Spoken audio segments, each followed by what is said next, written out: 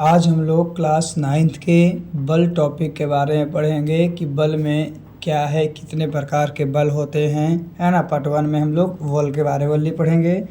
उसके बाद आगे हम लोग इसके प्रकार के आगे के माध्यम को पढ़ेंगे। तो बल कहने का मतलब क्या है?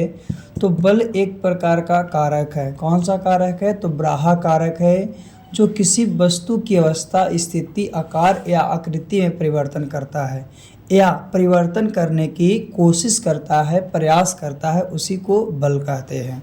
यानी हम लोग क्या बोल सकते हैं कि बल जो है एक क्या है कि अगर उसमें हम लोग क्या करें, बाहर से बल लगाते हैं तो उसकी जो अवस्था होती है, पोजीशन होती है ना, स्थिति जो होती है, उसका आकार, साइज होता है, शेप होता है, वो परिवर्तित होता है, या उससे हम लोग प्रयास करते हैं तो परिवर्तित करते हैं, प्रयास करने का, है ना। तो बल जो है किसी वस्तु की अवस्था में परिवर्तन ला देता है, यानी कि पहले जो पोजीशन है उस पोजीशन से चेंज करके, उस स्थिति से चेंज करके दूसरी स्थिति में ला देता है ना। तो उसी को हम लोग क्या कहते हैं? बल कहते हैं। क्या कहते हैं? बल कहते हैं। चलिए आगे हम लोग जानते हैं बल के बारे में।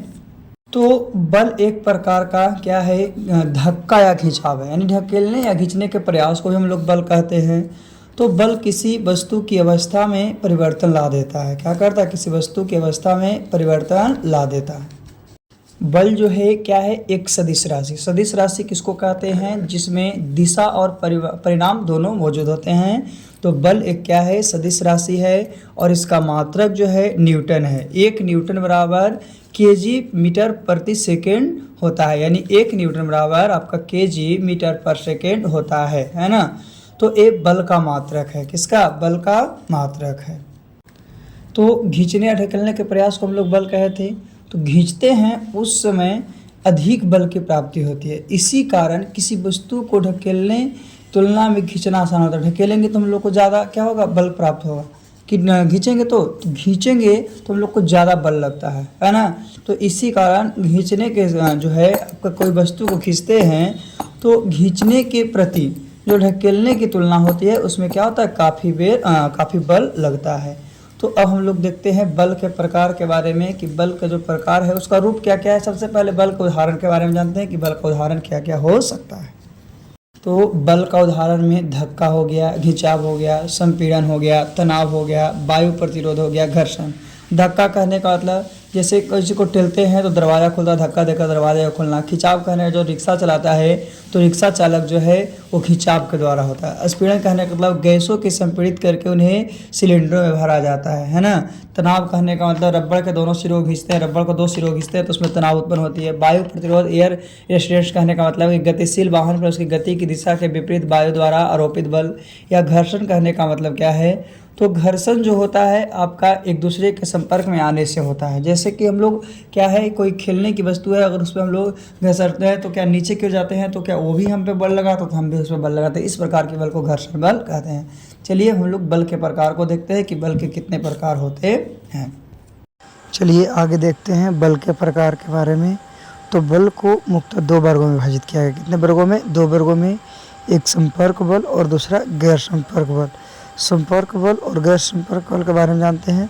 संपर्क बल कहते हैं किसको? तो ऐसे बल जो संबंधित निकाय पर प्रत्यक्ष रूप से अथवा किसी अन्य माध्यम से बल आरोपित होता है, उसी को संपर्क। जैसे कि टच किए ना तो संपर्क बल है। तो ऐसा बल जो संबंधित निकाय पर प्रत्यक्ष रूप से, किससे? प्रत्यक्ष रूप से अगर हम लोग को डायरेक्ट रूप से दिखा कर लगता है तो उस प्रकार के बल को हम लोग क्या कहते हैं? संपर्क बल कहते हैं। तो संपर्क बल या कॉन्टैक्ट फोर्स कहते हैं, जिससे इसके उदाहरण बहुत से हैं। जिसमें पहला आपका क्या है कि आरोपित बल। आरोपित बल क्या है? तो किसी व्यक्ति अथवा वस्तु द्वारा किसी अन्य व्यक्ति अथवा वस्तु पर आरोपित किया गया बल। यानी एक व्यक्ति है किसी वस्तु पर लगा रहा है, या कोई अन्य व्यक्ति है किसी अन्य वस्तु पर लगा रहा है, तो इस प्रकार के बल को आरोपित बल कहते हैं। जैसे उदाहरण दिया गया है कि किसी व्यक्ति द्वारा मेज को धक्का देना, धक्का देकर उसके किसी अन्य स्थान पर परिवर्तित करना। यानी कि कोई मेज है उसको हम लोग क्या कर रहे हैं? धक्का दे रहे हैं, और धक्का देने का स्थान परिवर्तित कर रहे हैं, उसी को आरोपित बल। चलिए सेकंड उदाहरण क्या है संपर्क बल का? तो लंबवत बल। किसी स्थिर वस्तु द्वारा अपने संपर्क में स्थिर वस्तु पर लंबवत लगाया गया सहायक बल। जो लंबवत होता है, परपेंडिकुलर होता है, उस प्रकार का लगाया गया सहायक बल, सपोर्ट फोर्स जो होता है, उस वस्तु की स्थिरता प्रदान करती है और उसी को लंबवत बल कहते हैं। उदाहरण के लिए मेज पर रखी पुस्तक पर मेज की सतह द्वारा पुस्तक के भार को सहारा देने वाला बल, उसी को हम लोग क्या कह सकते हैं, तो वो जो होगा लंबवत बल के अंतर्गत आएगा, है ना। चलिए आगे देखते हैं संपर्क बल का उदाहरण। तो घर्षण बल, घर्षण बल क्या है कि किसी सतह द्वारा आरोपित वह बल जो उस सतह पर गतिमान वस्तु अथवा व्यक्ति की गति का विरोध करता है, रुकावट का विरोध करता है, घर्षण कहलाता है। जैसे गतिमान कार क्या है, सड़क द्वारा लगाया गया बल। जैसे कि अगर क्या है कि कोई कार चल रहा है तो क्या रोड पे चल रहा था, घर्षण कर रहा है ना, तो उस तरह के बल को हम लोग क्या कहते हैं, घर्षण बल कहते हैं, फ्रिक्शन फोर्स के नाम से जानते हैं। चलिए देखते हैं संपर्क बल का अगला उदाहरण क्या है। तो संपर्क बल का अगला उदाहरण जो है आपका क्या है, तनाव बल। तनाव बल जैसे कि हम लोग एक रबर को खींचते हैं दोनों तरफ से तो उसके बीच तनाव उत्पन्न होता है। तो तार हो गया, रस्सी हो गया, केबल हो गया, धागा हो गया आदि, दोनों विपरीत सिरों पर उसमें लगने वाला बल को तनाव बल, यानी कि एक दूसरे तरफ है एक छोर से तो एक दूसरे छोर पर है, तो इस प्रकार लगे बल को हम लोग क्या कहते हैं, तनाव बल का। जैसे रबड़ की हम बात किए तो दोनों अलग अलग छोर है ना, तो दोनों अलग अलग छोर से खींचते हैं, रस्सी को दोनों अलग अलग छोर से खींचते हैं, दोनों में तनाव होता है, तो ये तनाव बल है। कौन सा बल है, तनाव बल। आगे चलते हैं।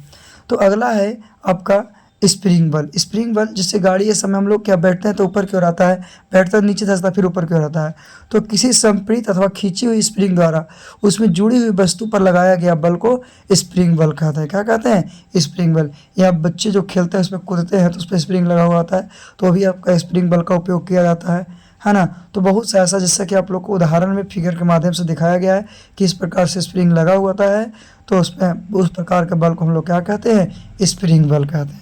चलिए आगे देखते हैं क्या है और क्या नहीं है। हम लोग गैर संपर्क बल की बात करते हैं, यानी नॉन कॉन्टैक्ट फोर्स। तो ऐसे बल जो एक पिंड के द्वारा किसी अन्य पिंड के प्रत्यक्ष संपर्क में आए बिना, डायरेक्ट रूप से नहीं आएगा और उस पर बल लगा देगा, आरोपित किए जाने वाले बल को हम लोग गैर संपर्क बल बोलते हैं। जैसे कि आपका इसका प्रमुख उदाहरण क्या है, तो सबसे पहले मैग्नेटिक फोर्स हो गया, ग्रेविटेशनल फोर्स हो गया, इलेक्ट्रोस्टैटिक फोर्स हो गया। तो ये जो है आपका नॉन कॉन्टैक्ट फोर्स के अंतर्गत आते हैं। इसमें ना प्रत्यक्ष रूप से कोई प्रकार का बल आरोपित नहीं किया जाता है, और जब प्रत्यक्ष रूप से आपका संपर्क नहीं करेगा उस प्रकार के बल को गैर संपर्क बल यानी नॉन कॉन्टैक्ट फोर्स के नाम से जानेंगे। जिसमें पहला आपका है गुरुत्वाकर्षण बल। तो गुरुत्वाकर्षण बल के बारे में सबसे पहले जानते हैं गुरुत्वाकर्षण बल क्या होता है। गुरुत्वाकर्षण बल कहने का मतलब क्या है, यह एक आकर्षक बल है जो द्रव्यमान युक्त सभी पिंडों के मध्य कार्य करता है। और सबसे पहले तो ये गुरुत्वाकर्षण बल है किसके पास, पृथ्वी के पास कार्य करता है ना। तो सूर्य के गुरुत्वाकर्षण बल के कारण ही सौर के सभी ग्रह निश्चित कक्षाओं में सूर्य की परिक्रमा करता है। सूर्य के गुरुत्वाकर्षण बल के कारण ही पृथ्वी से ऊपर उछाली गई सभी वस्तु एक निश्चित ऊंचाई पर जाने के बाद पुनः पृथ्वी पर आते हैं। यानी पृथ्वी के पास कौन सा बल है, गुरुत्वाकर्षण बल है, जो किसी वस्तु को अपनी ओर खींचने का प्रयास करती है। चलिए आगे चलते हैं। तो स्थिर विद्युत बल जिसको हम लोग इलेक्ट्रोस्टैटिक फोर्स के नाम से जानते हैं। तो दो आवेशित पिंड के बीच लगने वाला, दो आवेशित कोई पिंड है और उसके बीच लगने वाले बल को हम लोग क्या कहते हैं, स्थिर विद्युत बल कहते हैं, इलेक्ट्रोस्टैटिक फोर्स के नाम से जानते हैं। जैसे कंधे क्या है, कंघे कपड़े पर रगड़ने के पश्चात कागज के सूक्ष्म टुकड़ों के समीप ले जाने पर कागज के टुकड़े कंधे की ओर आकर्षित होती है। ऐसा कंघी का भी हम लोग देखते हैं, तो ऐसा एग्जाम्पल हम लोग को मिलता है। तो इस प्रकार का जो होता है उसको हम लोग इलेक्ट्रोस्टैटिक फोर्स के नाम से जानते हैं। किसके, इलेक्ट्रोस्टैटिक फोर्स। आगे तो चुंबकीय बल क्या है, तो विद्युत आवेश कणों के मध्य कार्यरत आकर्षण अथवा प्रतिकर्षण बल चुंबकीय बल कहलाता है। समान आवेश वाले एक दूसरे को प्रकर्षित करते हैं, जबकि विपरीत आवेश वाले कण जो होते हैं एक दूसरे को आकर्षित करते हैं। यानी चुंबक में क्या है कि लोहे की वस्तु को अपनी ओर क्या कर सटाने की जो क्या है आपका शक्ति होती है, बल होती है, उस प्रकार के बल को चुंबकीय बल। हम लोग सिंपल में बोल सकते हैं कि चुंबकीय बल वैसे बल को कहते हैं जिसमें चुंबक किसी लोहे की बनी वस्तु को अपनी ओर आकर्षित करता है। इसमें दो पोल होते हैं, नॉर्थ पोल और साउथ पोल। तो सेम रहेगा, तो सेम रहने के उपरांत क्या रहता है कि प्रतिकर्षित करता है, लेकिन अलग अलग रहने के उपरांत क्या करता है, आकर्षित करता है। तो चुंबक में नॉर्थ पोल और साउथ पोल, तो नॉर्थ नॉर्थ रहेगा तो दोनों विकर्षण करेंगे, लेकिन नॉर्थ और साउथ रहेंगे तो दोनों के बीच क्या होगा, आकर्षण होगा। तो इस प्रकार के बल को हम लोग क्या कहते हैं, तो चुंबकीय बल के नाम से जानते हैं। चलिए आगे हम लोग देखते हैं चुंबकीय बल के बाद अभिकेंद्रीय बल। अभिकेंद्रीय बल क्या होता है उसके बारे में। तो अभिकेंद्रीय बल क्या है, तो वृत्तीय गति कराने के लिए, जो वृत्तीय गति होता है, सर्कुलर मोशन होता है, उस गति को कराने के लिए अभिकेंद्र बल की आवश्यकता होती है। किसकी? अभिकेंद्र बल की आवश्यकता होती है। और यह हमेशा केंद्र की ओर कार्य करता है, सेंटर की ओर कार्य करता है, जबकि इसका वेग जो होता है, वेलोसिटी होता है, बाहर की ओर कार्य करता है। तो इस प्रकार के बल को हम लोग क्या कहते हैं? अभिकेंद्रीय बल कहते हैं, जैसा कि आपको फिगर के माध्यम से, चित्र के माध्यम से दिखाया गया है। चलिए हम लोग आगे चलते हैं क्या है। तो सबसे पहले अभिकेंद्रीय बल का उदाहरण क्या है, तो ग्रहीय पिंडों की परिक्रमा गति में अभिकेंद्रीय बल का प्रभाव होता है। दूसरी बात एक चीज़ और यहाँ पर बताते हैं कि जो ग्रहीय गति नियम है वो केपलर के द्वारा दिया गया था। किसके द्वारा? ग्रहीय गति नियम है जो केपलर के द्वारा। एक और उदाहरण दिया गया है कि किसी डोरी के एक सिरे पर टुकड़ा बांधकर वृत्तीय गति में घुमाने पर, यानी कि एक रस्सी लेते हैं, उसमें एक सिरे में हम लोग क्या करते हैं, एक पत्थर को बांधकर घुमाते हैं, तो घुमाने के बाद क्या होता है, उसमें तनाव उत्पन्न होता है, और वो क्या, वृत्तीय गति समाप्त होने पर डोरी छोड़ते ही पत्थर सरल रेखीय में चल जाता है। जैसे कि हम लोग घुमा रहे हैं तब तक तो वृत्तीय गति में है, लेकिन जैसे ही छोड़ देते हैं तो क्या, सरल रेखीय गति में चला जाता है। तो इस प्रकार का बल जो होता है आपका अभिकेंद्रीय बल के नाम से जाना जाता है। किसके नाम से? अभिकेंद्रीय बल के नाम से जाना जाता है। अब हम लोग चलते हैं थोड़ा सा अपकेंद्रीय बल। अपकेंद्रीय बल क्या होता है? अपकेंद्रीय बल के बारे में हम लोग जानते हैं कि अपकेंद्रीय बल क्या है और क्या नहीं है। अपकेंद्रीय बल क्या है? तो वृत्तीय पथ पर गतिशील पिंड का कार्यरत अभिकेंद्रीय बल की प्रतिक्रिया में, कोई वृत्तीय पथ पर गतिशील पिंड कार्यरत है, काम कर रहा है, अभिकेंद्रीय बल की प्रतिक्रिया में उसको उल्टी में, इसके विपरीत दिशा में एक बल केंद्र से बाहर की ओर कार्यरत रहता है, यानी सेंटर से बाहर की ओर कार्यरत रहता है। तो इस प्रकार का आभासी बल होता है, ये दिखता नहीं है और यह बाहर की ओर कार्य करता है, और उसी को बाहर की ओर जो काम करता है उसी को अपकेंद्रीय बल कहते हैं। इसका उदाहरण क्या है? कपड़ा सुखाने की मशीन। कपड़ा सुखाने की मशीन में आपका अपकेंद्रीय बल होता है। और दूध से क्रीम या मक्खन निकालते हैं तो उसमें भी हम लोग किसका, तो अपकेंद्रीय बल का इस्तेमाल करते हैं। किसका? अपकेंद्रीय बल का निर्माण करते हैं। जैसे कि जहाँ पे घुमाते हैं वहाँ पे नहीं, उसके अगल बगल से निकलता, तो बाहर की ओर कार्य करता। चलिए ये था आपका आज का